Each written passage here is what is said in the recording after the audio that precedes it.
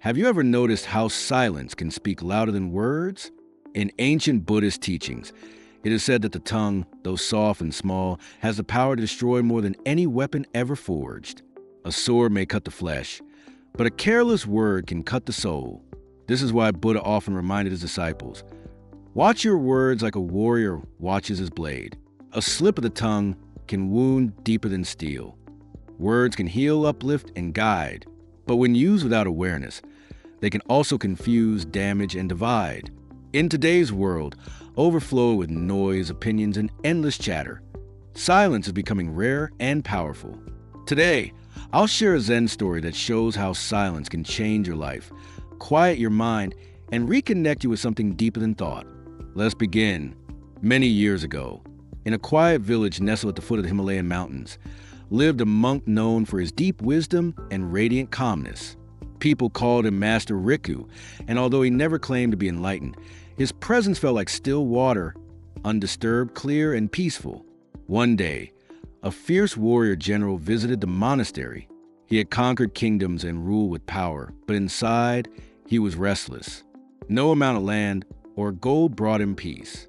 The warrior said, "Master, I have everything men desire, glory, control, obedience. Yet, I wake each morning with storm in my heart. My nights are filled with tension and regrets. I came here seeking your help." Master Rika looked at him with eyes full of quiet kindness. "You have built empires outside, but have you ever sat quietly with the kingdom inside you?" The warrior was confused. "You mean meditation?" "No," the monk smiled. "I mean silence, true silence." The warrior frowned. "But silence is nothing." Rika replied, "Exactly. That's why it is everything." Curious but skeptical, the warrior agreed to stay in the monastery for 10 days. Master Rika gave him a simple instruction: speak only when necessary, spend time alone, and observe everything, within and without judgment. At first, the warrior found it unbearable. His mind screamed. His memories haunted him. Regrets echoed louder than any battle cry. He wanted to leave. He felt like he was losing control, but he stayed. By the third day, he began to notice the rustling of leaves, the songs of birds, and the rhythm of his own breath. His thoughts still came, but they no longer had the same power over him. By the seventh day, a subtle joy arose, not loud or ecstatic, but calm and steady, like the warmth of the morning sun. For the first time in years, he smiled, not because of victory, but because of presence. On the 10th day, Master Riku invited him to speak. "What did you discover?" he asked. The warrior paused and said softly, "I discovered myself. Beneath the noise, the fear, the pride, there's a stillness I never knew. It was waiting in silence."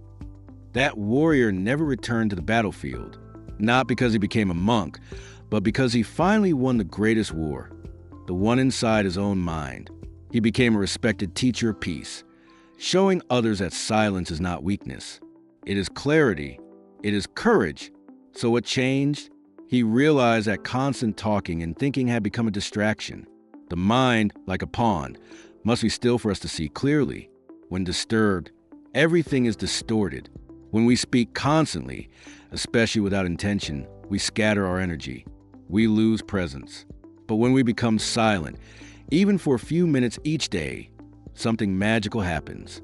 The mind settles, the heart opens, and we begin to hear a voice that isn't made of words, our inner wisdom. Modern noise versus ancient wisdom. In today's world, silence is rare. We live in a society where people talk to be heard, not understood. Opinions are shared more than wisdom. The result? Overwhelm, anxiety, shallow connections.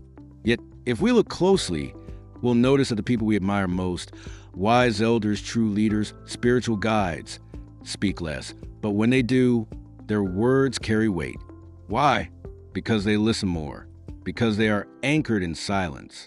The truth is, when you become silent, you begin to see through the illusions of the world. You stop reacting to everything. You start responding with awareness. And that changes everything. You don't have to go to a monastery or live in the mountains. You can experience the power of silence right now, wherever you are. Here are 3 simple ways. Begin each day with 10 minutes of silence. Sit, breathe, and observe. No phone, no distractions, just you and your breath. Speak with purpose. Before responding to someone, ask yourself, is this helpful? Is it necessary? Is it kind? Create silent spaces. During your day, find a few moments to simply pause. Whether it's sipping tea, walking, or just sitting in stillness, honor the silence. You'll notice that the more silent you become, the more powerful your words become. The more quiet your mind gets, the sharper your focus becomes. And the more you listen inside, the more peace you'll find outside. A Zen master once said, "Within every person, there is a seed of silence.